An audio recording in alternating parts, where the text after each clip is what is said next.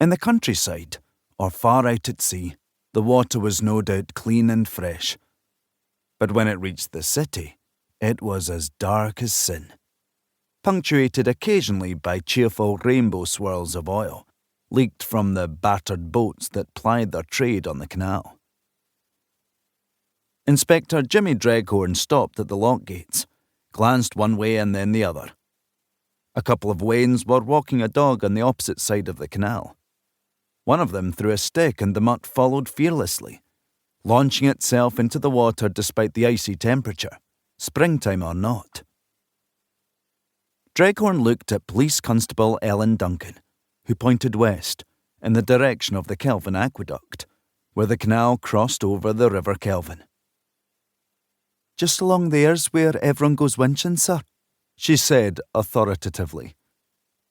"Or at least, they used to." "Notice I don't ask how you know that, Constable?" She gave him a cheeky, knowing look. "Please, I wasn't always a—" "Fine upstanding member of society," Dreghorn interrupted. "Police constable," she spoke over him. "And I do have a life off duty, you know." Dreghorn raised his hands. "Whoa, I'm scandalised enough already." The Forth and Clyde Canal cut across the central lowlands, joining the two Scottish coastlines from the Firth of Forth at Grangemouth in the east to the Clyde at Bowling in the west, both rivers then leading out to open sea. When first opened in 1790, business was booming, with timber, oil and coal transported from one side of the country to the other. Barges and other working craft bobbed happily alongside yachts and pleasure boats, an unlikely camaraderie between the classes as they navigated the locks and sluice gates. As the influence of the railways grew, transporting greater quantities of freight more swiftly, and the trend in shipbuilding veered towards vessels too large for canals, the Forth and Clyde had fallen into decline, not helped by the Depression, which had engulfed the country 4 years earlier.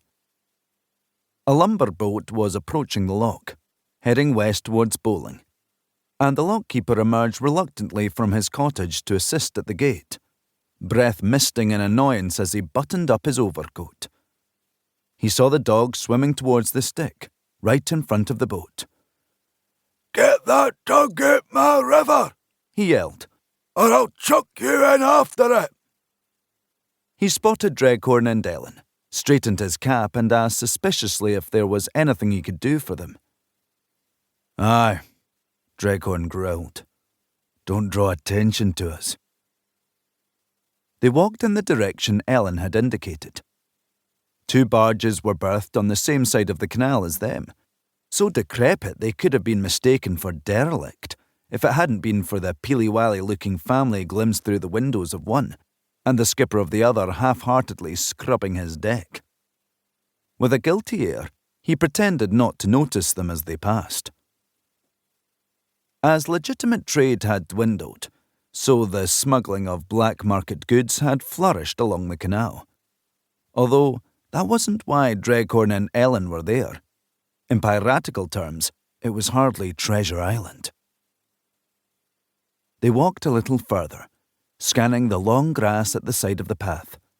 The handlebars of a motorcycle came into view, the grass around them swaying and rocking, although there was little breeze. Dreghorn stopped, put his finger to his lips, and pointed. 2 pairs of feet, one male, one female, protruded from the grass at the edge of the path, the woman's on the bottom, splayed awkwardly, kicking and struggling. The man's on top, toes down, scuffing the earth to gain purchase. The man rolled away suddenly, revealing the black and white sheen of his spats, completely inappropriate for Scottish weather, but easily identifiable as the shoes the suspect they were seeking was described as wearing. Dixon, Dixie White. Robbery, assault and battery and, looking increasingly likely, manslaughter, if not murder.